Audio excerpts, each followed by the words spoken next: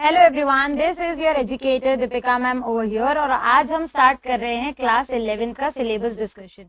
Economics की classes start करने से पहले मैंने सोचा क्यों ना हमारे प्यारे स्टूडेंट्स के साथ एक बार सिलेबस डिस्कस कर लिया जाए।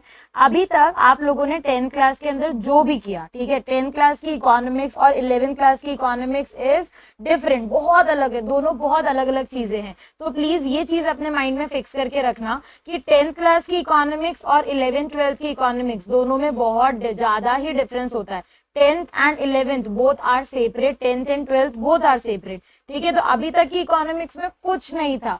अब जो इकोनॉमिक्स आप पढ़ोगे ना 11th क्लास में, वो है आपकी रियल इकोनॉमिक्स। और इकोनॉमिक्स एक ऐसा सब्जेक्ट है जिसमें 100 लाना इज नॉट डिफिकल्ट, ठीक है। 100 हम इजीली स्कोर कर सकते हैं। तो हमेशा अपना टारगेट सेट करके चलना कि हमको 100 के लिए काम करना है। अगर तुम 100 के लिए काम करोगे ना, तब तुम्हारे मार्क्स अच्छे आएंगे। कभी ये मत सोचना कि जितने आ गए ठीक है, नहीं, हमको हमेशा हमारा टारगेट 100 सेट करके चलना है ताकि हम अच्छे मार्क्स स्कोर कर सके। ओके, तो चलो फिर स्टार्ट करते हैं। लेकिन बिफोर मूविंग अहेड, जो भी मेरे स्टूडेंट्स हैं उनको मैं थोड़ा सा अपना इंट्रोडक्शन देना चाहती हूँ।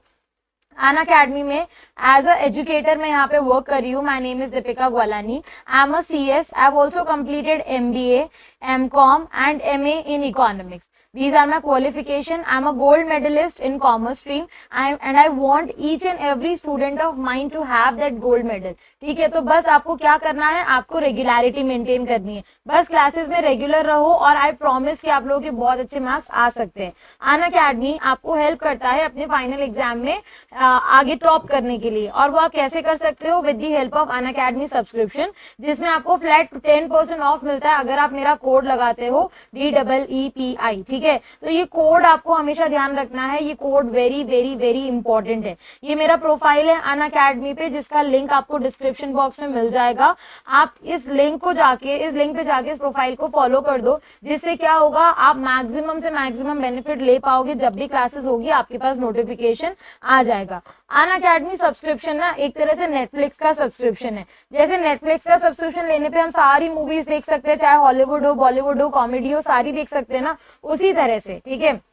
उसी तरह से अगर हम अनअकैडमी का सब्सक्रिप्शन लेते हैं तो अनअकैडमी के सब्सक्रिप्शन से हम लोग एक सब्सक्रिप्शन लेने पर 100+ टॉप एजुकेटर से पढ़ सकते हैं। इसके अलावा भी आप सारे सब्जेक्ट्स, ठीक है, सारे सब्जेक्ट्स एक साथ पढ़ सकते हो। मतलब इतना ज्यादा बेनिफिट आप लोगों को यहाँ पे मिल रहा है। तो अगर आपको इस बेनिफिट का फायदा उठाना है, ठीक है, अगर आपको ये बेनिफिट चाहिए तो आप क्या करोगे, आप अनअकैडमी लर्निंग ऐप इंस्टॉल करोगे अपने फोन में, ठीक है, उसको ओपन करोगे। ओपन करने के बाद आपको अपना मोबाइल नंबर रजिस्टर कराना पड़ेगा एंड देन नेम एंटर करना पड़ेगा। नेम एंटर करने के बाद आपको कंटिन्यू पे क्लिक करना है। जैसे ही आप लोग कंटिन्यू करोगे, आगे क्या है, आपको अपना गोल सेलेक्ट करना है, जो कि है आपका क्लास 11। अभी आपका गोल क्लास 11 है, आप 11 पे सेलेक्ट करोगे और इंग्लिश लैंग्वेज पे क्लिक करके आगे बढ़ोगे। जैसे ही आपने आगे कंटिन्यू किया तो आपके पास दो तरह के ऑप्शन आएंगे, एक है प्लस सब्सक्रिप्शन और एक आइकॉनिक सब्सक्रिप्शन। दोनों में डिफरेंस क्या होता है वो मैं आपको एक बार बता देती हूँ कि क्या डिफरेंस है। देखो, प्लस सब्सक्रिप्शन में आप अपने घर के कंफर्ट से क्लासेस ले सकते हो। आपको सारे कोर्सेज का एक्सेस मिल जाएगा। आपको टॉप एजुकेटर्स इंडिया के मिल जाएंगे जिनके पास आप नहीं जा सकते, लेकिन वो आपको पढ़ाने के लिए आ रहे हैं। आपके पास regular doubt solving and answer writing sessions होंगे, आपके पूरा सिलेबस कवर किया जाएगा, मेंटोरशिप एंड गाइडेंस मिलेगी, पूरा स्टडी मटेरियल आपको मिलेगा, प्रैक्टिस टेस्ट होंगे, रेगुलर लाइव टेस्ट होंगे और बैच कोर्सेज भी आपके यहाँ पे होने वाले हैं, ठीक है। आइकॉनिक के अंदर आपको क्या क्या बेनिफिट्स मिलेंगे, आपको पर्सनल मेंटोर मिल जाता है, लाइट डाउट सॉल्विंग सेशंस होते हैं आपके। यहाँ पे आपको ग्रुप में नहीं पढ़ना, यहाँ पे आपको इंडिविजुअल टीचर दिया जाएगा जो सिर्फ और सिर्फ आपको ही पढ़ाएगा। वो आपकी वीकली रिपोर्ट जनरेट करके आपको देंगे, पेरेंट के साथ कनेक्ट करेंगे, स्टडी प्लानर सेट करेंगे और भी बहुत सारे बेनिफिट्स है जो आपको यहाँ पे अनअकैडमी आइकॉनिक सब्सक्रिप्शन में मिलते हैं। आपको जो आपकी चॉइस है आपको वो सिलेक्ट करना है, आप जो भी सिलेक्ट करना चाहे आप कर सकते हैं, ठीक है। उसके बाद प्लस सब्सक्रिप्शन की अगर हम बात करें तो प्लस सब्सक्रिप्शन में अनअकैडमी आपको दो तरह के सब्सक्रिप्शन देता है। एक तो प्लस के अंदर जो प्राइजेस है वो क्या है, एक तो है 3 मंथ की 7500, 6 मंथ का 10,000, 12 मंथ का 15,000। DEEPI कोड बिल्कुल मत भूलना, 10% ऑफ मिल जाएगा, ठीक है। आइकॉनिक का प्राइस है 3 मंथ का 12,000, 6 मंथ का 17,000 और 12 मंथ का 28,000। अगेन DEEPI आपको 10% ऑफ यहाँ पे दिलवा देगा। पेमेंट ऑप्शंस ऑनलाइन बहुत सारे अवेलेबल है, आप अपनी कन्वीनियंस के अकॉर्डिंग घर बैठे पेमेंट भी कर सकते हैं। Debit, EMI, UPI, wallet, net banking, सारी चीजें अवेलेबल है। अगर आपका मेन एम है कि आपको सीए करना है तो ये कॉम्बो सब्सक्रिप्शन आपको बहुत हेल्प करेगा। इस कॉम्बो सब्सक्रिप्शन में आप अपनी क्लास 11th और 12th के साथ ही फाउंडेशन की तैयारी कर सकते हो। इसका 12 मंथ का कॉस्ट क्या है, 26,325। मतलब इस प्राइस में आपको दोनों चीजें पढ़ाई जाएंगी। 11th क्लास में अगर आप हो तो 11th क्लास का सारा कोर्स, साथ में फाउंडेशन की तैयारी भी करवाई जा रही है। अगेन DEEPI कोड बहुत ज्यादा इफेक्टिव है। DEEPI कोड से आपको 10% ऑफ मिल जाएगा। ओके, जो बच्चे न्यू अकेडमिक ईयर में आए हैं, मतलब 21-22 सेशन वाले जितने भी स्टूडेंट्स हैं, उनके लिए एक ऑफर लेके आया अनअकैडमी। इसमें अगर आप 12 मंथ का सब्सक्रिप्शन लेते हो तो 2 मंथ का सीबीएसई सब्सक्रिप्शन फ्री मिल जाएगा, 3 मंथ का क्रिएटिव कॉर्नर सब्सक्रिप्शन फ्री मिल जाएगा और लाइफ टाइम यंग कोडर्स का सब्सक्रिप्शन फ्री मिल जाएगा। इतने सारे बेनिफिट्स आपको यहाँ पे मिल रहे हैं, तो please go and grab this benefit, क्योंकि ज्यादा टाइम के लिए नहीं है, सिर्फ फर्स्ट 1000 सब्सक्राइबर्स को बेनिफिट मिलने वाला है, कभी भी एग्जॉस्ट हो सकता है। तो जल्दी जाके अपना ये वाला जो सब्सक्रिप्शन है इसको सिक्योर कर लो, लेकिन कोड मत भूलना, DEEPI। अनअकैडमी एक नया फीचर आपके लिए लेके आया, आस्क अ डाउट फीचर। इसमें आपको जो भी डाउट है, जिस भी सब्जेक्ट से रिलेटेड, उसका फोटो क्लिक करो, ठीक है। Ask a doubt feature Unacademy learning app पे अवेलेबल है।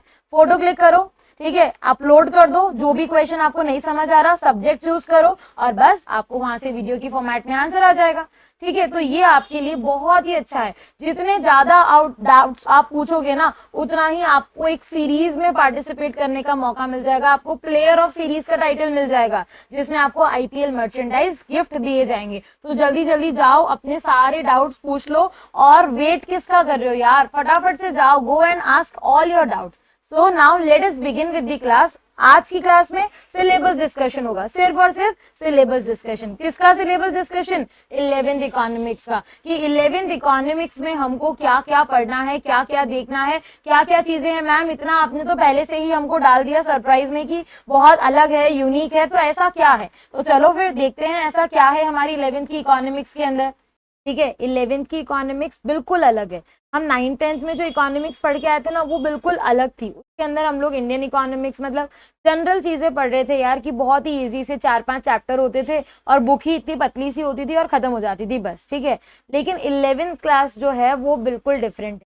आप लोगों को जो 11th क्लास की इकोनॉमिक्स है, उसके अंदर आपके पास 2 बुक है, ठीक है। पहली बुक जो है उसका नाम है माइक्रो और दूसरी बुक है उसका नाम है स्टैटिस्टिक। ओके, दोनों बुक में क्या डिफरेंस है, क्या चीजें हैं, वो मैं अभी आप लोगों को बताती हूँ। जो हमारा 11th का इकोनॉमिक्स है उसमें ये माइक्रो और स्टैट्स है।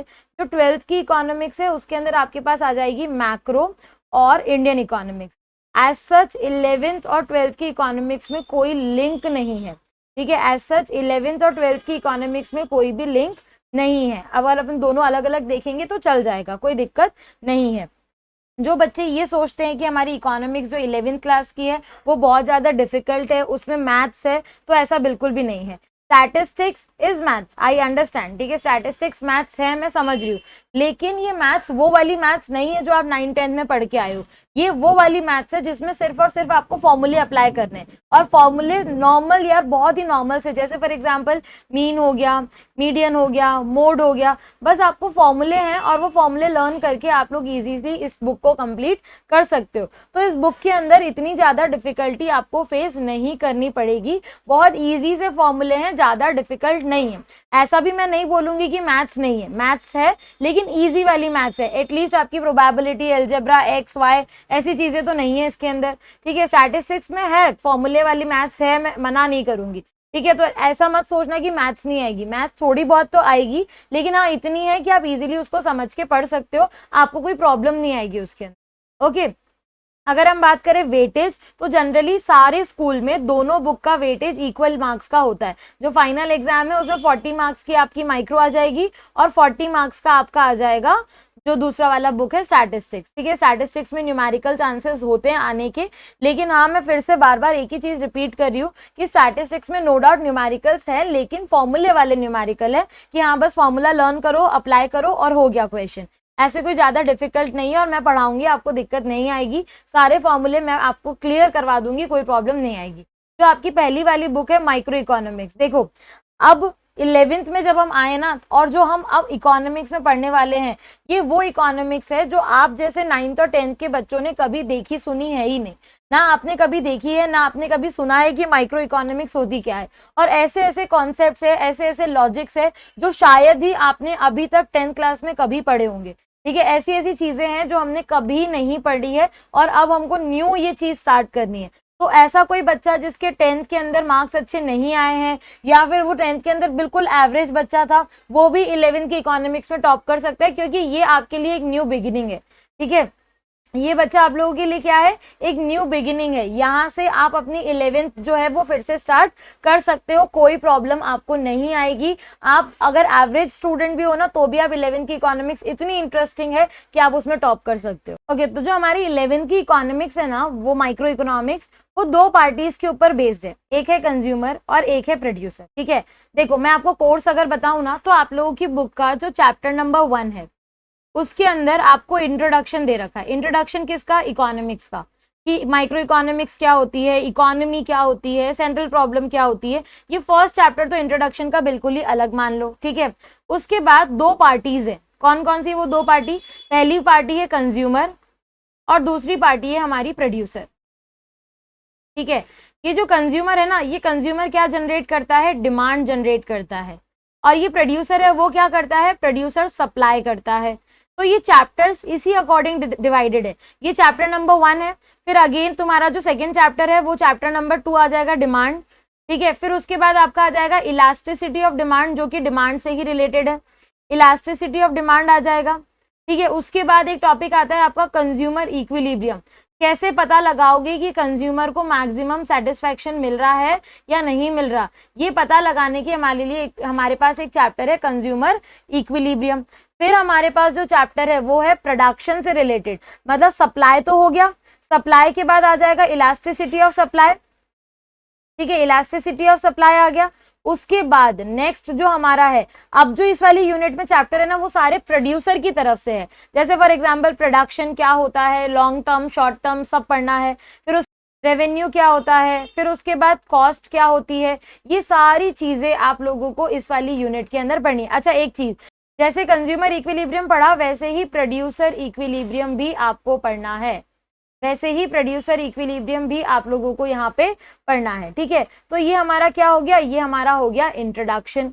अब आगे समझो, इंट्रोडक्शन तो हमारा कंप्लीट हो गया ना, अब आगे हमको क्या देखना है? इंट्रोडक्शन में हमने ये सारी चीजें देख ली, इसके बाद ये दोनों पार्टीज मिलके क्या बनाती है? मार्केट बनाती है। ये दोनों पार्टीज मिलके क्या बनाती है? मार्केट बनाती है। तो इसीलिए हमको क्या पढ़ना है साथ में? हमको पढ़ना है मार्केट इक्विलिब्रियम। ठीक है, ये दोनों पार्टीज क्या बनाती है? मार्केट बनाती है। तो हमको मार्केट चैप्टर भी पढ़ना है और मार्केट इक्विलिब्रियम भी पढ़ना है। ये तुम्हारा पूरा माइक्रो इकोनॉमिक्स है, जो कि प्योरली कंज्यूमर, प्रोड्यूसर और मार्केट के ऊपर डिपेंडेंट है। ये तुम्हारा पूरा क्या है? ये तुम्हारा पूरा माइक्रो इकोनॉमिक्स मैंने आपको यहाँ पे बता दिया, जो प्योरली डिपेंडेंट है। माइक्रो इकोनॉमिक्स पूरी तरह से आपका डिपेंडेंट है कंज्यूमर, प्रोड्यूसर और मार्केट के ऊपर। ठीक है, आगे देखो हमारे पास नेक्स्ट क्या है, ये मैंने आपको पूरा बता दिया कि क्या है, कैसे होता है। अब आगे समझना, अब हमको पढ़ना है कि स्टैटिस्टिक्स क्या है। हमारी सेकंड बुक कौन सी है? हमारी सेकंड बुक है स्टैटिस्टिक्स ना, हमारी सेकंड बुक है स्टैटिस्टिक्स। पूरी स्टैटिस्टिक्स में एक चीज हमेशा ध्यान रखना, statistics is all about numbers. ठीक है, statistics is all about numbers. जब हम नंबर्स के साथ कुछ करते हैं, जब हम डेटा कलेक्ट करते हैं, उसको हम स्टैटिस्टिक्स बोलते हैं। स्टैटिस्टिक्स की अगर डेफिनेशन की बात की जाए ना, तो स्टैटिस्टिक्स की डेफिनेशन है एग्रीगेट ऑफ फैक्ट्स, मतलब जब मोर देन 1 नंबर्स होंगे तो उसको हम लोग क्या बोलेंगे? स्टैटिस्टिक्स बोलेंगे। ठीक है, जब मोर देन 1 नंबर्स होंगे तो उसको हम लोग स्टैटिस्टिक्स बोलेंगे। अब एक चीज मैं यहाँ पे आपको समझाती हूँ, उस चीज को समझना। ठीक है, स्टैटिस्टिक्स के अंदर आपको क्या करना है? स्टैटिस्टिक्स के अंदर आप लोगों को एक प्रोसेस पढ़ना है, और वो प्रोसेस क्या है? वो प्रोसेस है कोपाई, COPAI। वो प्रोसेस है हमारा कोपाई। कोपाई का फुल फॉर्म होता है collection of data, organization of data, presentation of data,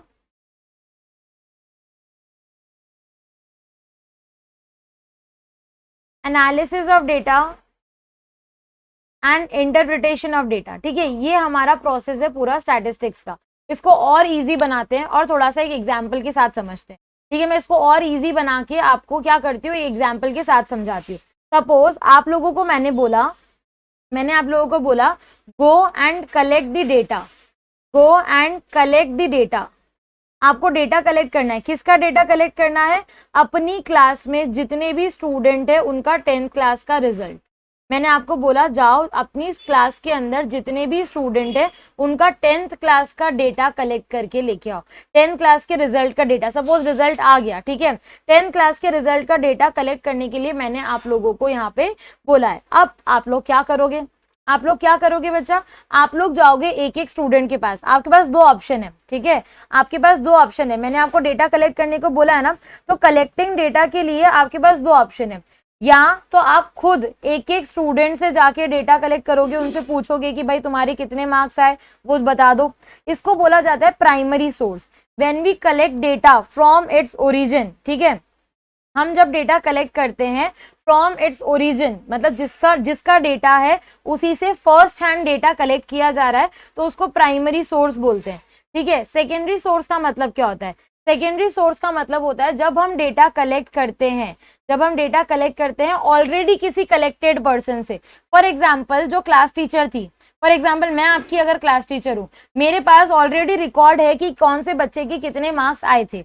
ठीक है, तो मैं क्या करूंगी, मैं class teacher, as a class teacher मैं क्या करने वाली हूँ, अब मैं डायरेक्टली बच्चा है ना, आप मेरे पास आओगे और आप मुझे बोलोगे मैम आपने तो डेटा कलेक्ट कर ही रखा है, आप हमको वो लिस्ट दे दो। तो वो जो तरीका है ना, उसको सेकेंडरी सोर्स बोलते हैं। जब आप खुद नहीं कलेक्ट कर रहे, किसी और का कलेक्टेड डेटा यूज कर रहे हो, तो उसको आप क्या बोलोगे? सेकेंडरी सोर्स बोलोगे। तो डेटा कलेक्ट करने के हमारे पास दो सोर्सेज होते हैं, एक होता है प्राइमरी सोर्स और दूसरा होता है हमारा सेकेंडरी सोर्स। ठीक है, ये हो गया। अब आपने तो डेटा कलेक्ट किया, आपने रोल नंबर वाइज किया कि मैम हमने डेटा कलेक्ट किया, फर्स्ट वाले स्टूडेंट के 70 आए, सेकंड वाले के 80 आए, फिर 85 आए, फिर 90 आए, फिर 95 आए, 85 आए, ऐसे करके आप लोगों ने पूरा मुझे डेटा कलेक्ट करके दे दिया। ये डेटा क्या है? ये डेटा रॉ डेटा है। ठीक है, ये डेटा क्या है बच्चा लोग? ये डेटा रॉ डेटा है। ठीक है, अब हमको क्या करना है? ये तो था कलेक्शन वाला स्टेज। अब सेकेंड स्टेज आता है organization of data. Second stage आपका आता है organization of data. Organization of data क्या बोलता है? हम डेटा को अरेंज करें कि मैम 40 से 50 में 10 स्टूडेंट्स हैं, 50 से 60 में 6 स्टूडेंट्स हैं, 60 से 70 में 5 स्टूडेंट्स हैं, ठीक है, 70 से 80 में 7 स्टूडेंट्स है, 80 से 90 में 8 स्टूडेंट्स है, 90 to 100 में 5 स्टूडेंट्स है। तो जब हम डेटा को अरेंज कर रहे हैं तो उसको हम लोग क्या बोलते हैं? Arrangement of data is known as organization. जब हम डेटा को अरेंज कर रहे हैं तो उसको हम लोग क्या बोलते हैं? उसको हम लोग ऑर्गेनाइजिंग बोलते हैं। ठीक है, उसके बाद आप इस डेटा को प्रेजेंट भी कर सकते हो। प्रेजेंटेशन करने के बहुत सारे तरीके होते हैं। फॉर एग्जाम्पल आप टेक्स्ट की फॉर्म में प्रेजेंट कर सकते हो, ठीक है, आप टेबल की फॉर्म में प्रेजेंट कर सकते हो, आप ग्राफ की फॉर्म में प्रेजेंट कर सकते हो, ठीक है, आप डायग्राम की फॉर्म में प्रेजेंट कर सकते हो। जैसे फॉर एग्जांपल आपने बार डायग्राम देख लिया, ठीक है, आपने पाई डायग्राम देख लिया, ये तरीके हैं प्रेजेंट करने के डायग्राम की फॉर्म में। अगर ग्राफ देखे तो आप हिस्टोग्राम बना सकते हो, ठीक है, आप पॉलीगन बना सकते हो, राइट, उसके बाद आप ओजाइव भी बना सकते हो। तो ये सारे प्रेजेंटेशन के तरीके हैं, हम डेटा को प्रेजेंट कर सकते हैं with the help of these tools. अब जब हमने ये सारी चीजें कर ली, उसके बाद हमको क्या करना है? उसके बाद कोपाई, मैंने आपको बताया ना, COPAI। फोर्थ स्टेप क्या है आपका? Analysis of data. Fourth step क्या है आपका? Analysis of data. अब आप क्या कर सकते हो? आप डेटा को एनालिसिस कर सकते हो। डेटा का कैसे करोगे एनालिसिस आप कर सकते हो मीन फाइंड करके, ठीक है, मीडियन फाइंड करके, मोड फाइंड करके, ये कुछ स्टैटिस्टिकल टूल लगा के। ठीक है, एनालिसिस का मतलब होता है रिजल्ट के लिए हम लोग क्या कर रहे हैं? स्टैटिस्टिकल टूल लगा रहे हैं। मीन, मोड, मीडियन, कोरिलेशन, ऐसी चीजें फाइंड करना आपका क्या कहलाता है? आपका एनालिसिस कहलाता है। इंटरप्रिटेशन, लास्ट स्टेप क्या है आपका? इंटरप्रिटेशन। इंटरप्रिटेशन का मतलब कंक्लूजन निकालना। ठीक है, इंटरप्रिटेशन का मतलब क्या होता है? कंक्लूजन निकालना कि ये जो चीज आपने करी, ये करी क्यों? ठीक है, ये जो चीज आपने करी इसके पीछे रीजन क्या था? Just a second. ठीक है, ये जो आपने किया ना, इसके पीछे रीजन क्या था, फाइनली आप किस नतीजे पे पहुंचे हो, वो आपका क्या कहलाता है, वो आपका इंटरप्रिटेशन कहलाता है। तो जो आपकी स्टैटिस्टिक्स की बुक है, ठीक है बच्चा, जो आपकी स्टैटिस्टिक्स की बुक है उसके अंदर जो चैप्टर नंबर 1 है that is introduction of statistics. ठीक है, जो चैप्टर नंबर 1 है वो है इंट्रोडक्शन ऑफ स्टैटिस्टिक्स। जो सेकंड चैप्टर है वो आ जाएगा आपका कलेक्शन ऑफ डेटा। ठीक है, कलेक्शन ऑफ डेटा आ जाएगा आपके पास। कलेक्शन ऑफ डेटा के अंदर दो तरीके होते हैं, एक होता है सेंसस एंड सैंपल। ठीक है, अब जो थर्ड चैप्टर है वो इससे रिलेटेड हो जाएगा। फोर्थ चैप्टर आपका देखो प्रोसेस क्या था, COPAI, तो ये दो चैप्टर तो हो गए सी से रिलेटेड। ठीक है, फोर्थ चैप्टर आपका है organization of data. Fourth chapter हमारा है ऑर्गेनाइजेशन ऑफ डेटा, ओ वाला पार्ट हो गया। ठीक है, फिर फिफ्थ, सिक्स्थ, सेवेंथ और एट्थ, ये जो 4 चैप्टर है इसके अंदर आ जाएगा आपका टेक्सचुअल एंड टेबुलर प्रेजेंटेशन। फिर आ जाएगा आपके पास डायग्रामेटिक प्रेजेंटेशन, वो बार डायग्राम और पाई डायग्राम वाला।